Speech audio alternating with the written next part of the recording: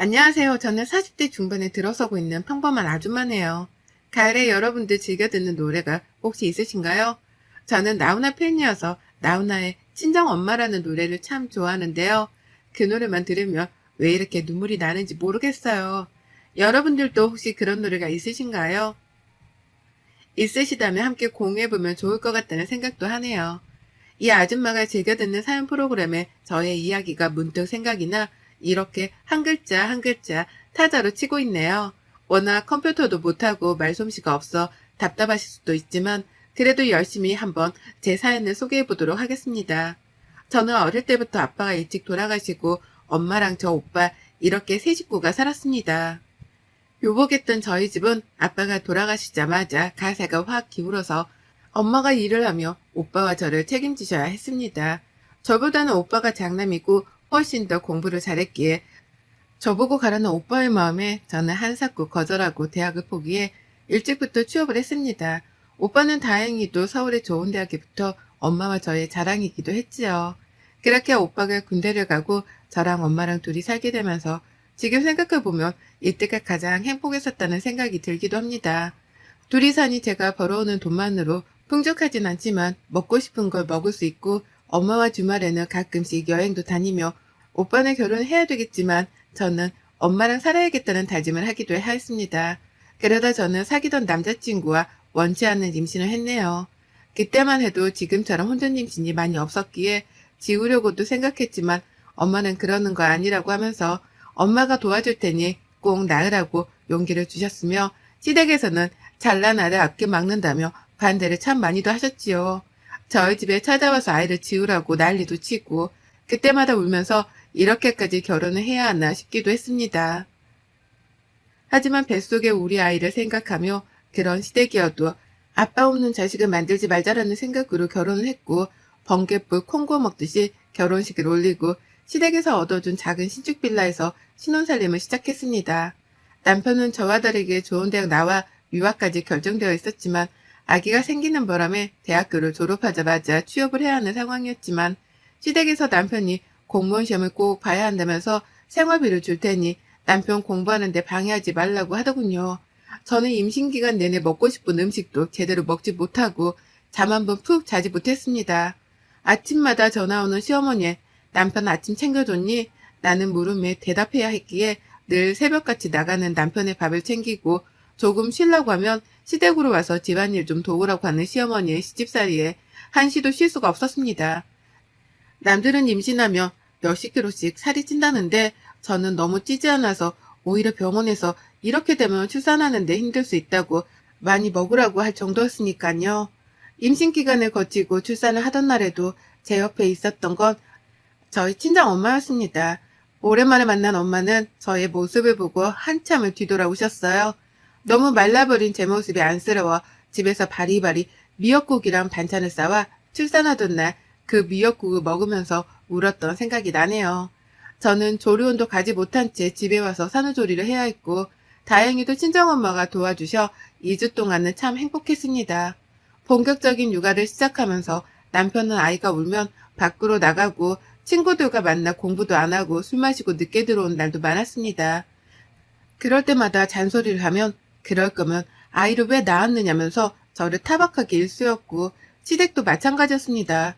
그렇게 아이가 조금 커 어린이집에 가면서 조금은 숨통이 트이기 시작했고 남편은 거의 4년을 넘게 공무원 시험 준비를 하며 떨어지는 바람에 선배 회사에 취직하기로 결정을 하였습니다.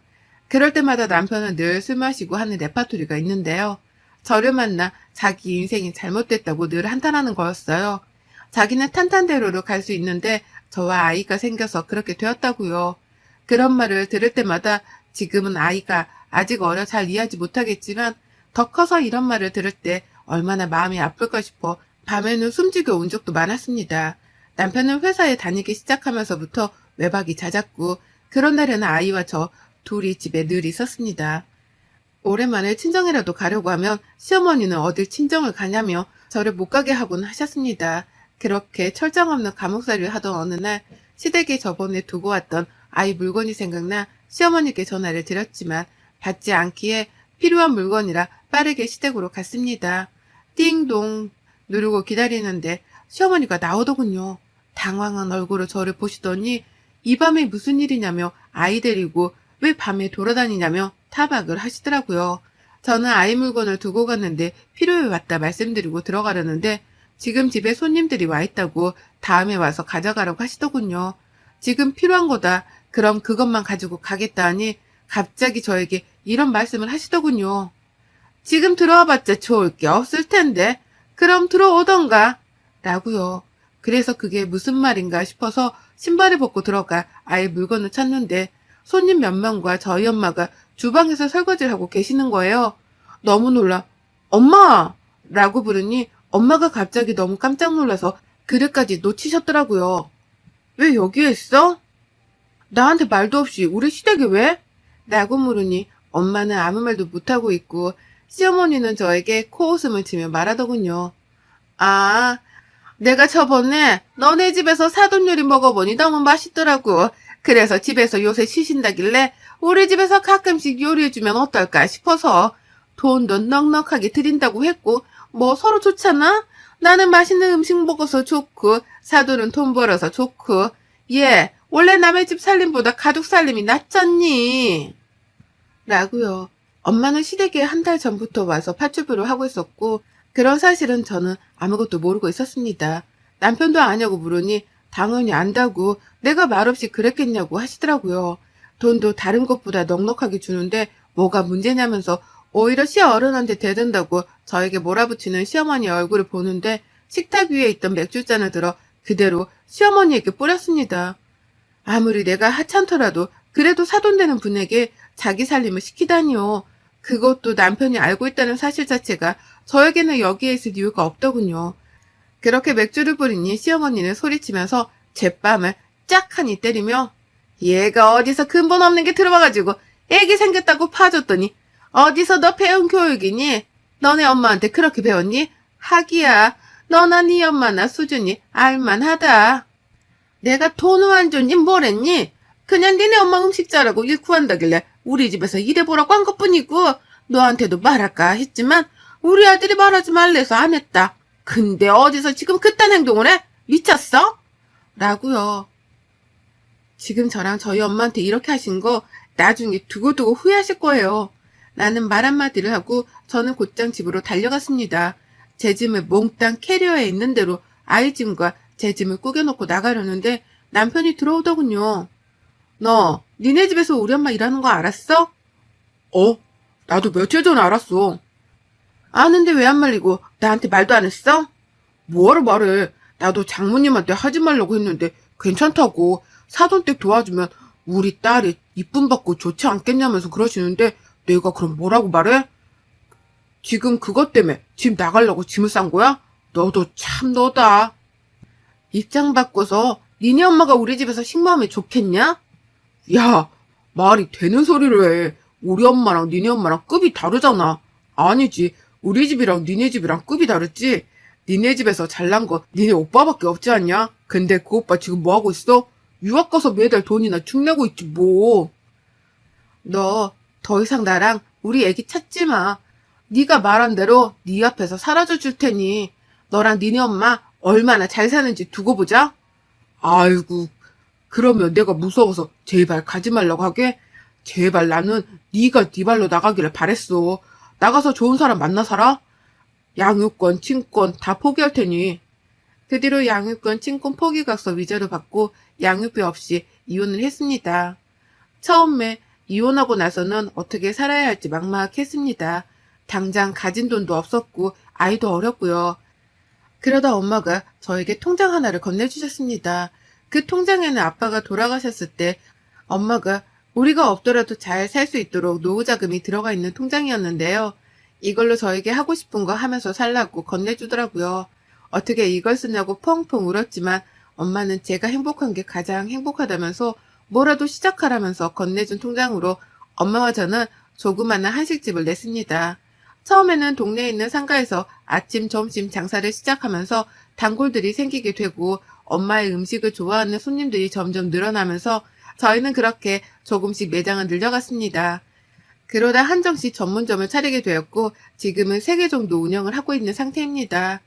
저희 아이 또한 아빠 없는 삶에서 돈의 여유라도 주고 싶어 시작했던 일이 다행히도 잘 돼 아이가 하고 싶은 거, 사고 싶은 거 다 해주면서 살았던 날들이 벌써 이렇게 시간이 지나갔네요. 단칸방에서 시작했던 우리는 이혼하고 난 뒤 원룸에서 투룸으로, 투룸에서 쓰리룸으로 지금은 경기도 40평대 아파트에서 엄마 우리 딸 이렇게 셋이 살고 있네요. 저는 본종과 두 곳을 옮겨 다니며 일을 하는 중이고 저희 엄마는 이제 조금은 쉬시고 있는 상태입니다. 그날따라 엄마가 가게에 나와보신다고 해서 예약건이 많아 응대하고 있는 찰나에 엄마의 지인분이 오셨다고 인사하러 같이 가자고 하시더라고요. 친한 지인분이라고 하길래 저도 함께 인사를 드리러 갔다가 룸에서 나오는데 정말 낯익은 얼굴이 보이더라고요.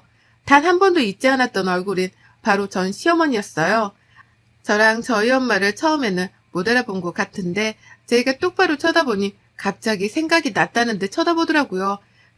근데 자기 지인과 저희 엄마가 인사를 하니 놀랐겠죠. 뻔뻔하게 저희 앞으로 걸어오더니 그 지인에게 자기야 누구야? 라고 물어보더라고요. 그분은 여기 나랑 친한 언니 내가 예전에 말했잖아. 한정식집 크게 하는 큰 손 바로 이 언니야.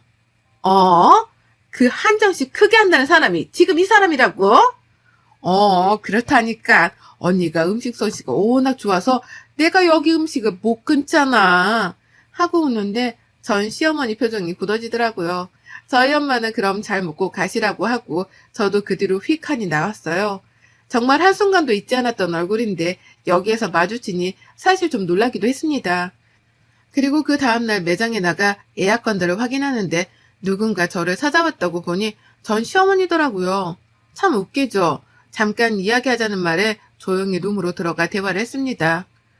무슨 일이세요? 우리의 손녀 잘 지냈지? 네? 손녀요? 무슨 말씀이세요? 제가 이혼할 때 위자료 한 푼 없이 나가는 조건에는 친권, 양육권 모두 다 포기한다고 했고 자식이라고 생각하지 않겠다고, 손녀라고 생각하지 않겠다고 한 건 어머님이랑 남편이었어요. 이제 와서 손녀라니. 그런 말 입에 올리지 마세요. 그래도 피는 못 속이지. 내 손녀 내가 물어본다는데. 알겠고요. 찾아오신 용건부터 말씀하세요. 너 언제 이렇게 매장을 다 차렸니? 그거야 제가 일일이 대답할 건 아니잖아요. 본론만 말씀하세요. 무슨 본론? 이혼했어도 우리 아들 자식이 너랑 살았었는데 한 번은 아빠를 보여줘야 하지 않겠니? 아빠요? 무슨 아빠요? 저는 저희 딸에게 말했어요. 아빠는 없다고요. 그 사람에게도 전해주세요. 다른 사람 만나 행복했으면 좋겠다고요. 저 오늘 매장이 바빠 그만 먼저 일어날게요. 빨리 가주시기를 바래요. 하고 먼저 일어났어요. 갑자기 시어머니가 저렇게 나오는 이유를 모르겠어 주변에 수소문을 해봤습니다. 몇 년 동안 전 남편 소식조차 듣지 않아 차단했는데 알아보니 전 남편은 다니던 회사에서도 여러 문제를 일으켜 잘리고 전 시댁은 시아버지가 보증을 잘못 써 살던 집까지 넘어가 지금 좀 힘들어졌다고 하더라고요. 그래서 자기도 소식을 잘 모른다고요. 전 시어머니 속셈을 알 것도 같았죠. 또 오겠지 싶었지만 아니나 다를까 또 찾아온 시어머니와 전 남편 정말 기가 차더라고요. 매장에서 직원들도 있고 이야기하기 어려워 근처 카페에 가서 대화를 하는데 가관이었어요. 자기야 잘 지냈어? 나야. 우리 딸 잘 있지? 나는 딸이 너무 보고 싶어. 정말 미치는 줄 알았어. 야 연기하지 마. 본론만 말해. 아니 왜 그렇게 말해. 나 우리 딸 한 번만 보고 싶어서 왔어. 엄마가 너랑 장모님을 마주쳤다길래 너를 아무리 찾아도 알 수 없고 아는 애들도 없어서 내가 너를 얼마나 찾았는데. 나는 너랑 너네 엄마한테 우리 딸 보여줄 생각 없고 앞으로도 없으니 더 이상 찾아오지 마. 한 번 더 찾아오면 이번에는 이렇게 안 끝나? 얘 너는 무슨 말을 그렇게 하니? 어떻게 자식과 부모의 연을 끝낼 수가 있어? 그러지 말고 한 번만 애 데리고 나와봐. 우리가 걔를 뭐 어떻게 하는 것도 아니고. 제가 지금 그쪽들 속셈 뻔히 모르는 거 아닌 거 아는데 연기를 하시려면 좀 제대로 하세요. 너무 심하잖아요? 무슨 연기를 말하는 거니? 지금 제가 돈 좀 버는 것 같으니 저에게서 뭐라도 떨어질까 이러시는 것 같은데 착각하지 마세요. 우리 딸은 그쪽들 만날 일 없으니 계속 찾아오셔도 소용없어요. 하고 일어나서 나갔는데 시댁에서 당했던 그 악몽들이 떠올랐습니다. 잊고 살았다고 생각했는데 가장 힘들었던 때 그 사람들을 만나니까 정말 힘들었습니다. 내가 우리 딸도 아빠가 보고 싶은데 나 때문에 그러는 건가 싶기도 했어요. 그렇게 고민하고 나서 엄마에게 물어봤어요. 과연 아빠가 있다는 걸 말해주는 게 나을지요. 엄마는 그래도 아빠가 있다는 건 말해주는 게 어떻겠냐고 하시더라고요. 딸에게 잘 설명한 뒤 전 남편과 전 시모를 딸에게 이야기해주기로 마음을 먹었습니다. 그렇게 처음 만난 아빠를 보니 딸은 어색해 하더군요. 얘기야, 할머니야. 할머니가 얼마나 우리 손녀가 보고 싶던지. 우리 딸, 아빠야. 아빠가 우리 딸이 너무 보고 싶었어. 셋이 만나는 동안 저는 딴자리에 앉아 생각에 잠겼습니다. 이제 집에 가려고 이야기하는 순간 갑자기 저보고 오늘 우리 집에 가서 같이 있으면 어떻겠냐 하더군요. 딸이 어떻게 사는지 궁금하다고요. 저희 딸도 자기 방을 아빠랑 할머니께 보여주고 싶다 하도 말하니 엄마가 친구들이랑 여행에 가셔서 그럼 잠깐만 들어갔다 가라고 말한 후 집으로 갔습니다. 집으로 가니 자기네 집인 마냥 곳곳을 살피더군요. 그러더니 이번에는 집에서 꼭 자고 가겠다고 이야기를 하는데 정말 너무 뻔뻔하지 않나요? 자꾸 딸을 앞세워 저에게 이야기를 하라고 하는 것 같은데 처음에는 너무 화가 났지만 그래도 천류는 끊을 수 없다길래 손님방을 내어줬습니다. 그렇게 아침이 되었고 같이 넷이 앉아 식사를 하는데 갑자기 전시모가 저에게 우리 이렇게 가족이 다시 되는 거야? 라고 하는 거예요. 먹던 밥이 튀어나와. 아니 도대체 무슨 말씀을 하시는 거예요? 저는 그럴 일 1%도 없고요. 다만 저희 딸이 자기를 낳아준 아빠가 어떤 사람인지 나중에도 궁금해할 것 같아서 만난 것뿐이지 그 이상 그 이하도 아니니까 김칫국 마시지 마세요. 라고 했습니다. 남편은 제발 자기야 우리 합치자. 내가 잘할게. 그때 내가 너무 어려서 미쳤었나 봐. 우리 딸을 보니 정말 나 다른 곳에 못 갈 것 같아. 내가 더 잘할게. 엄마도 정말 미안하다고 했어. 그래 야 내가 그때 정말 미안하구나. 사돈에게도 내가 정말 사과를 하고 우리 다시 여기서 잘 지내보자. 아가야 내 며느리가 되어주면 안 되겠니? 하며 헛소리를 하는데 아무 말도 안 하고 저는 가만히 있었습니다. 그들은 저보고 긍정의 의미냐면서 좋아하는 순간 번호키를 누르고 들어오던 소리에 저보고 누구 올 사람이 있어? 라고 물어보더라고요. 그래서 대답했어요. 네, 저랑 곧 결혼할 사람이요. 라고 말했죠. 그랬더니 둘 다 순간 놀라 벙 찌더라고요. 저의 애비 남편이 들어오자 저희 딸은 아빠 하면서 달려갔고 애랑이 딸을 안아주더라고요. 시어머니와 남편은 이게 무슨 소리냐면서 놀라길래 그대로 설명해 드렸어요. 말 그대로 제 남편이요. 아니지, 애비 남편이요. 그리고 저희 딸의 아빠요. 무슨 소리야, 아빠는 나지. 너였지. 너였는데 네가 포기했잖아. 다신 보지 않기로 다 서류 써서 제출했잖아. 도대체 무슨 소리야? 아니, 그땐 그랬지만 이제는 잘한다니까. 네가 결혼할 거면 딸은 놔주고 결혼해. 너 진짜 콩밥 한번 먹어보고 싶어 이래? 아 맞다. 네가 지금 서류 놓고 기다리는 회사 있지? 네가 그걸 어떻게 알아? 그게 왜? 그 회사에 못 갈 것 같아. 그 회사 우리 남편이 사장이야. 라고 했더니 전 남편의 얼굴이 정말 새빨개지더라고요. 이 사람에게 이야기 많이 들었습니다. 죄송한데 이렇게 찾아오시는 거 주거 침입죄에 해당될 수 있어요. 저희 이번에 결혼식 올리는데 2분 초대하고 싶네요. 저희 부모님도 많이 뵙고 싶어 하시고요. 참 궁금해 하셨거든요. 수준 이하의 사람들은 어떤 사람인지요. 무슨 이야기인지 아셨으면 더 이상 찾아오는 일 없었으면 합니다. 다시 찾아오면 그때는 경찰서에서 배워야 할 것 같네요. 전 시어머니와 남편은 그대로 주저앉아 멍을 때리고 저는 경찰 불러서 나가라고 하기 전에 나가라고 했어요. 그리고 말했습니다. 내 딸이 그래도 자기를 낳아준 아빠가 어떤 사람인지 살아가면서 궁금해할 것 같아서 온정을 베풀었는데 너랑 너네 엄마라는 사람은 끝까지 수준 이하의 사람이라는 걸 알았어. 그리고 어머님 제가 그랬죠? 그때 그 일 반드시 기억하고 있었다고요. 오갈 곳 없어서 일할 데 없으시면 저희 매장에 주방임으로 써드릴게요. 돈은 당연히 많이 드리고요. 생각 있으시면 연락하세요. 라고요. 그렇게 전 시댁과 저의 인연은 완전히 끝이 났습니다. 제가 혼자 사는 것 같아 보이니 만만했던 것 같아요. 그러니 다시 합치려고 수작 부렸지만 그거는 말이 안 되는 이야기인 거잖아요. 수준 이하의 사람들이니 수준 이하로 대해줬으니 더 이상 찾아오지 않겠지요. 그렇게 저는 오랫동안 마음속에 품어왔던 감정을 보내주었습니다. 저희 애비 남편은 저희 친정엄마가 소개해준 사람이에요. 오랫동안 단골로 왔던 부부가 있었는데 그 부부와 엄마가 연을 잘 맺어 저와도 이렇게 인연이 닿았답니다. 알고 봤더니 굉장한 재력가의 집안이었던 저희 시댁은 정말 검소하시고 늘 배려하고 이해하는 삶이 가장 행복하고 윤택한 삶이라고 말씀하시거든요. 그 삶의 목표를 이어받아 저도 이제 남편과 저희 딸과 엄마와 행복하게 살고 싶습니다. 저의 새 출발을 응원해 주실 거죠? 여러분의 생각은 댓글로 남겨주세요. 오늘도 시청해 주셔서 정말 감사합니다.